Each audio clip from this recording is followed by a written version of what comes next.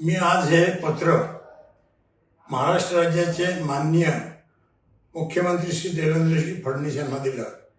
आशय असा आहे की कृषी मंत्री कोकाटेजी यांनी जे वक्तव्य केलं, महाराष्ट्र शासन भिकारी आहे, याबद्दल देवेंद्रजी फडणवीस यांनी आपलं स्पष्टीकरण द्यावं. तसं पाहता आज जनता बोलत आहे, खरोखर हे महाराष्ट्र शासन भिकारी आहे. कारण पीक विम्याचे पैसे वाटले नाही, लाडक्या बहिणीचे 1500 रुपये ते कमी केले आणि 2100 रुपये तर देऊनच नाही राहिले. त्याचप्रमाणे शेतकऱ्यांचे कर्जमाफ झाले नाही.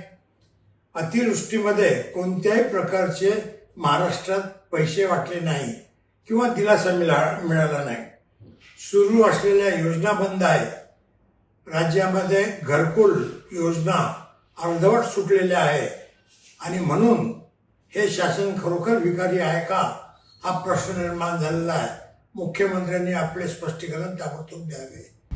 आता isakal.com आहे देशातील नंबर 1 ची मराठी न्यूज वेबसाईट. प्रत्येक अपडेटसाठी isakal.com ला नक्की भेट द्या.